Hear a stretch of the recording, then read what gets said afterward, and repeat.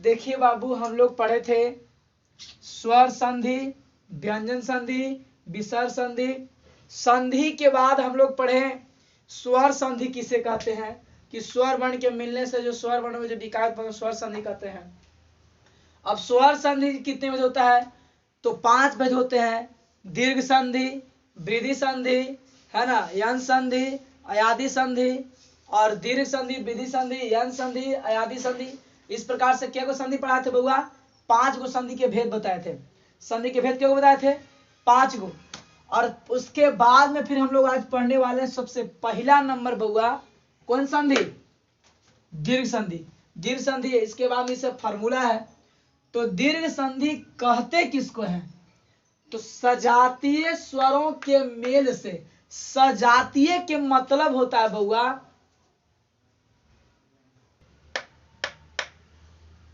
सजातीय स्वरों के मेल से। सजातीय के मतलब क्या होता है, स माने समान और जातीय माने जात।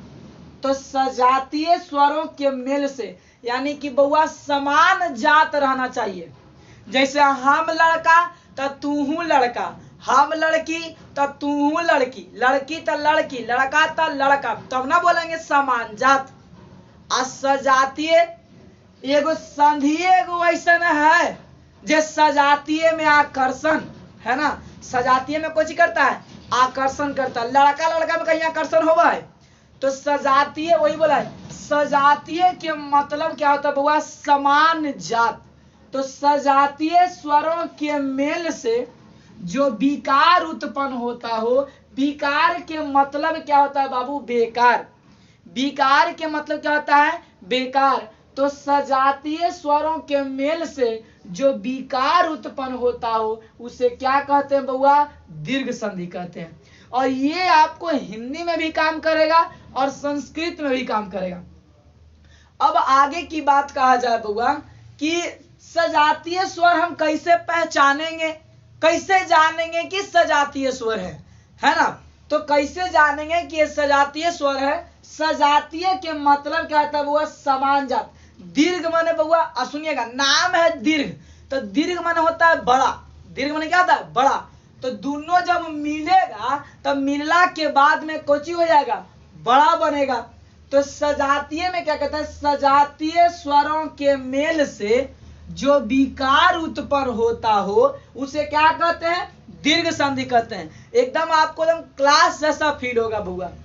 अब इसके बाद में कहता है क्या, कि सजातीय स्वर दीर्घ संधि का ही पूरा आपको फॉर्मूला है। ये आपको हिंदी में भी काम आएगा बाबू और संस्कृत में भी काम आएगा।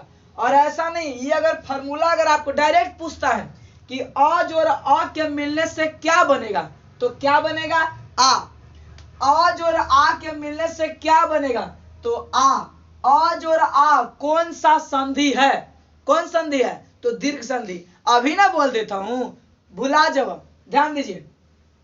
तो पहला बार माने मेल होगा तो क्या को चाहिए, मेल होगा, संधि माने जुड़ना, क्या को, तो कम से कम 2 आदमी चाहिए ना। तो एगो पहला आदमी हो गया और दूसरा आदमी हो गया, यानी कि पहला वर्ण, वर्ण माने बउआ अक्षर, वर्ण माने अक्षर। तो वही पहला अक्षर एक में है और दूसरा वर्ण दूसरा अक्षर। अब ये दोनों पहला वर्ण प्लस दूसरा वर्ण, ये जब दोनों मिलेगा तो कौन वर्ण बनेगा बाबू, नया वर्ण बनेगा। क्लियर। अब इसके बाद समझिएगा कि आ जोड़ आ मिलने से क्या बनेगा, आ। याद रखना पड़ेगा, हम पूछेंगे क्लास में। आ जोड़ आ के मिलने से क्या बनेगा, आ बनेगा। आ जोड़ आ के मिलने से क्या बनेगा, आ बनेगा। आ जोड़ आ के मिलने से क्या बनेगा, आ बनेगा। आ जोड़ आ के मिलने से क्या बनेगा, आ बनेगा। एक चीज एकरा याद करे में गड़बड़ा रहे होंगे। जैसे 2 गो मान लीजिए कि व्यक्ति है। अब मान ला कि हमने घर में टीवी देखी थी, सब कोई, मम्मी पापा सब कोई पूरा टीवी देखी थी। अब कोई गेट खटखटाया, तो गेट खटखटाया तो देखे खिड़की तहिए से भुड़की से, तो ऐसा लगा कि 2 गो आदमी के पैर है। तो कैसे बोलेंगे कि पकड़, या तो हो सकता है कि दोनों के दोनों लड़का हो, है ना, या हो सकता है कि दोनों के दोनों लड़की हो, या हो सकता है कि एगो लड़की एगो लड़का हो, या ऐसा भी हो सकता है कि एगो लड़का एगो लड़की हो, वही वाला बतवाना है। या तो दोनों अ होगा, या तो दोनों आ होगा, या तो एगो आ होगा, या तो ये तो आ होगा। तो बाबू अ जोड़ अ के मिलने से क्या बनेगा? आ बनेगा। आ जोड़ आ के मिलने से क्या बनेगा? आ बनेगा। आ जोड़ अ बराबर क्या? आ। अ जोड़ आ बराबर आ। तो ई बराबर ई। हर्षई जोड़ हर्षई बराबर दीर्घ ई। दीर्घ ई जोड़ दीर्घ ई बराबर दीर्घ ई, है ना। हाँ, दीर्घ ई जोड़ हर्षई, हाँ, एक दीर्घ पढ़ते हैं बाबू। दीर्घ मन होता है बड़ा, और इन्हें जितना नया वर्ण बन रहा है सब के सब कुछ बन रहा है बाबू, बड़ा बन रहा है। अब देखिए कि ऊ जो रू के मिलने से क्या बनेगा? ऊ दीर्घ ऊ, है ना। दीर्घ ऊ जो दीर्घ ऊ दीर्घ ऊ, हर्ष जो दीर्घ ऊ दीर्घ ऊ। और नीचे स्पेस आप कर लीजिएगा, अपने बना लेंगे। तो ध्यान दीजिएगा, अब आपको बताए होंगे पीछे, याद कर जहिया पढ़ाए थे तो आपको पीछे बताए होंगे बाबू कि स्वर संधि, संधि कैसे बनेगा? तो संधि बनाते समय, संधि बनाते समय पहला पद के अंतिम अक्षर, पहला पद के अंतिम अक्षर, तो एकरा में बउआ एके गो हइये है, एके गो ना है, खाली स। और है दूसरा पद के पहला अक्षर, तो पहला पद के अंतिम अक्षर, दूसरा पद के पहला अक्षर। तो ई है तोर भैया, और ई कौन है तोर? भाभी। तो भैया खींचेंगे भाभी के कि भाभी खींचेंगे भैया के? है ना। तो इसमें स खींचेगा अ कि अ के खींचेगा? जैसे ई वाला आदमिया खींचेगा इनकरा कि ई वाला आदमिया खींचेगा इनकरा? ई लड़का कितनो मोटा लड़की रहे, खींचेगा लड़का में ना। आइए, तो उसी तरह से यानी कि स खींचेगा केकरा? अ के। तो बताओ बुआ यहाँ स बोले के मतलब तो अ, स अ आ रहा है ना। तो स बोले तो यानी कि पहला पद के अंतिम अक्षर में क्या आ रहा है? आ दूसरा पद के पहला अक्षर में भी कुछ आ रहा है अ। तो अ जोड़ अ के मिलने से क्या बनेगा? आ बनेगा। तो जेकरा बियावा होता है वो कौन घर में जाता है? बिचला घर में। या जो संधि बनेगा तो कहाँ जाएगा बाबू? बिचला घर में। तो स जोड़ अ के मिलने से क्या बन गया? तो सा। इस सा कैसे बना ये कमेंट में लिखेंगे आप कि समझ में आया कि नहीं आया।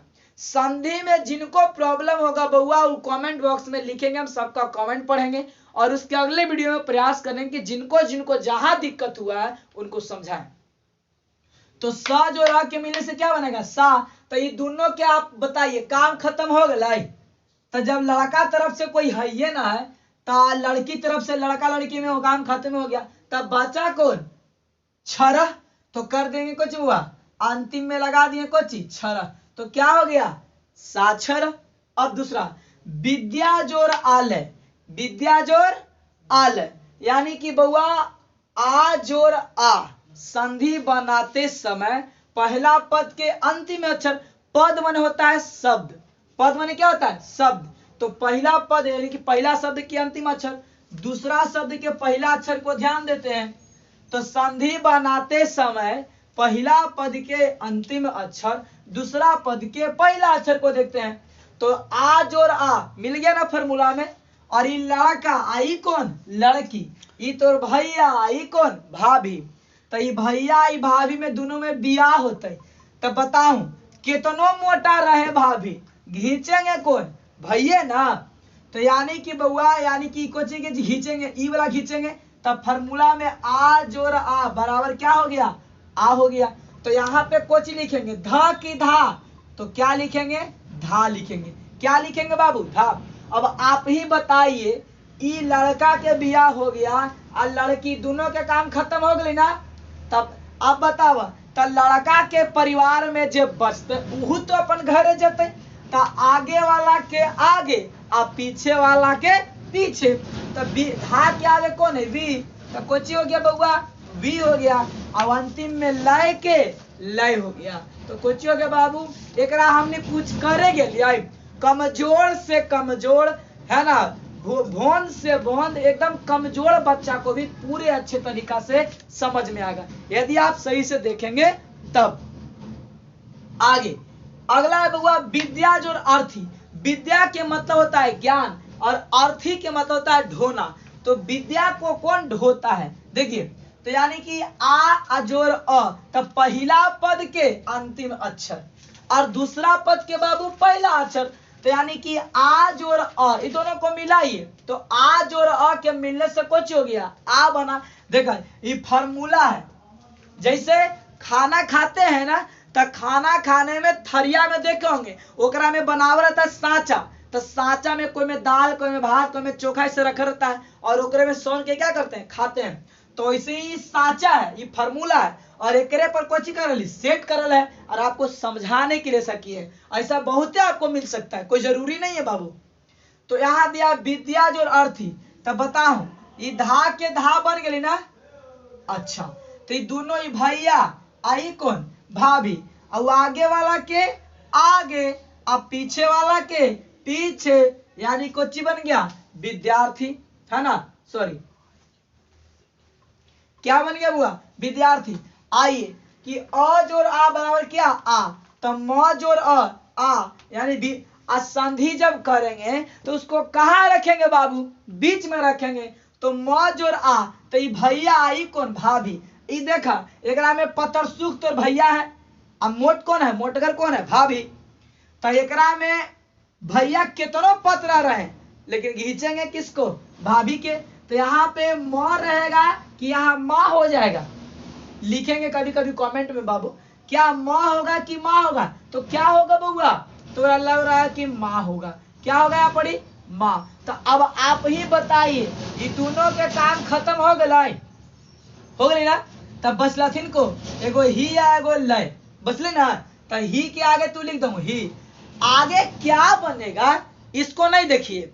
आप मैथ में क्या करते हैं, आप खाली रूल को समझिए, आगे क्या बनेगा इसको नहीं समझिए, नहीं उतना मतलब फेर में ना रहा। लय के बउआ लय, तो कौची बन गई बहनी, कोची बन गया, हिम जो आले, यानी कि हिमालय।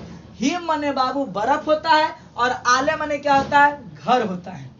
आइए, कवि जोर इंद्र, अब आगे ही वाला में ना, कवि जोर इंद्र।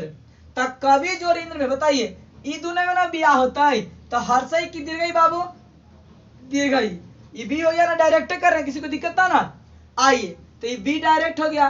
और लास्ट में आगे वाला के क, और तोरा लग रहा होगा कि ई वाला, तो जितना बचले सब के लिखेला है। और लास्ट में नदरा के नदरा, कुछ हो गया, कविंद्र। अब आइए लक्ष्मी जो इस, तो एकरे में ब्याह कर भाई। तो हर्षई मी होगा कि दीर्घई मी होगा, तो दीर्घई मी होगा, फार्मूला पे आई होगा। अब बच गया कौन आगे, तो ल और छ, और लास्ट में कुछ हो गया स, तो कुछ हो गया लक्ष्मीस। क्लियर। आइए मही जोर इंद्र, है ना बाबू। तो ही जोर ई, यानी कि ही जोर ई, देखा फार्मूला में दीर्घ ई जोर ई है ना, तो मही जोर ई क्या बनेगा, तो ही लिखेंगे ना बाबू, ही हो गया। और बाद में क्या लिखेंगे, आगे वाला के आगे अब पीछे वाला के पीछे, तो कोची बन गया, देखिए ये क्या बन गया, महेंद्र बना। अगला नंबर ध्यान दीजिएगा कि रवि जोर इस, तो ये रवि हर्षई की दीर्घई है, हर्षई। आ ई वाला कौन है, दीर्घई। देखिए रवि इस मन होता है ईश्वर, इस मन है ईश्वर। तो यानी कि बउआ अब हर्षई यहाँ पे क्या बनेगा, फार्मूला में दीर्घई ना बना बाबू, तो क्या लिखेंगे, वी लिखेंगे, ऐसे लिखेंगे। क्लियर। और अब इसके बाद में दोनों का बियाह हो गया, तो बचा कौन है ना, र। तो आगे वाला के आगे लिखेंगे, अब पीछे ये भैया के परिवार है तो आगे रहेंगे, आई भाभी के परिवार है तो पीछे रहेंगे, यानी कि स। तो कुछ हो गया, रविश हो गया। भानु जोर उदय, आइए तो यानी कि हर्षऊ जोर हर्षऊ बराबर कुछ बाबू दीर्घऊ, तो हर्षऊ जोर हर्षऊ। तो संधि बनाते समय पहला पद के अंतिम अक्षर, दूसरा पद के पहला अक्षर को ध्यान देते हैं। तो भानु यानी कि बउआ नू करने वाले होगा तो इधर माने।